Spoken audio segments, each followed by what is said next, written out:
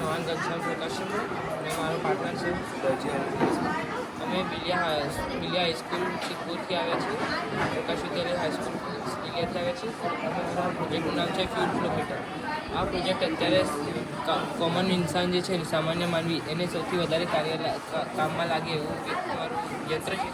અત્યારે કોઈ પણ વ્યક્તિ વ્હીકલ ચલાવતું હોય જે ઈંધણથી ચાલતું હોય, હવે ઈંધણ પુરાવા માટે એટલે પેટ્રોલ પુરાવા માટે પેટ્રોલ પંપ પર જાય ને એવું કોઈ કે 100 રૂપિયાનું પેટ્રોલ જોઈએ છે તો એ લોકોના મશીનમાં દરેક કિંમતની અને દરેક રકમની રીતે અમુક રકમ સેટ કરેલી હોય કે 100 રૂપિયાનું કહેવામાં આવે તો 80 રૂપિયાનો અથવા 90 રૂપિયા એટલું 10-20 રૂપિયાનો જે આપણને ઘાટો થતો હોય છે એ ઘાટો જે થતો હોય એનાથી આપણને સચેત કરે.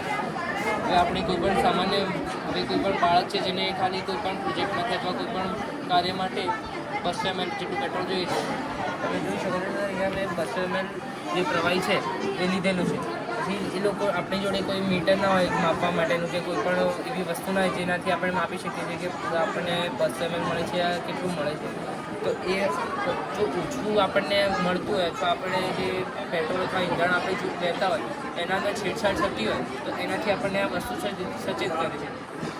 એ આપણે 200 ml લોકોને પેટ્રોલ કહીએ એ લોકો 200 mlનું અહીંયા અંદર ઇનપુટ કરવાનું શરૂ કરે પણ એ લોકો જે એમના મશીનમાં સેટ હોય એ પ્રમાણે એ લોકોનું થોડું આટલું 10 ml અથવા 20 ml જેટલું એ લોકોનું ઓછું નાખતા હોય છે. એટલે જો અહીંયા આપણે લીટરમાં બતાડીએ છીએ એટલે 0.80 એટલે 180 ml આના અંદર આપણે જે પ્રવાહી છે એ પ્રવેશ કર્યું છે અને અહીંયા આપણે 20 ml જે આની અંદર મેં રાખેલું છે એટલે એટલું ઓછું આપ્યું છે. એટલે આપણને આ વસ્તુ એટલી સચેત કરે કે અહીંયા આપણને કેટલા ml અથવા કેટલા લીટર ઓછું આપે છે અને જે ઓછું આપતો આપણને જે નુકસાન થતું હોય એ નુકસાનથી આપણને સચેત કરે છે.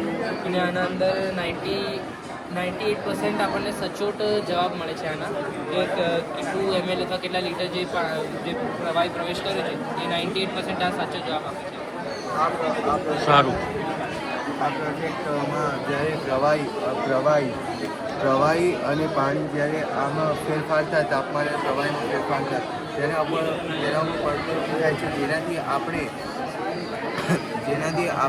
આ કાર્ય કરવા આ વપરાશ માટે અમે માપકારક કાર્ય મૂકવામાં આવ્યું છે. આ પ્રોજેક્ટમાં આપણે પર્યાવરણને પણ બચાવવામાં આવે છે. આમાં ભવિષ્યમાં અત્યારે આપણે જોઈ શકીએ છીએ કે ઈવી વ્હીકલનો વધારે ઉપયોગ થઈ રહ્યો છે પરંતુ જે કોમર્શિયલ વસ્તુઓ છે જેમ કે કોઈ પણ ફેક્ટરી થઈ ગઈ તો એના અંદર ઈવી જે વ્હીકલ છે એનું અત્યારે વધારે સક્સેસ નથી. એના કારણે ફ્યુચરમાં પણ ઈંધણવાળા જ વ્હીકલો વપરાવાની શક્યતા વધારે છે.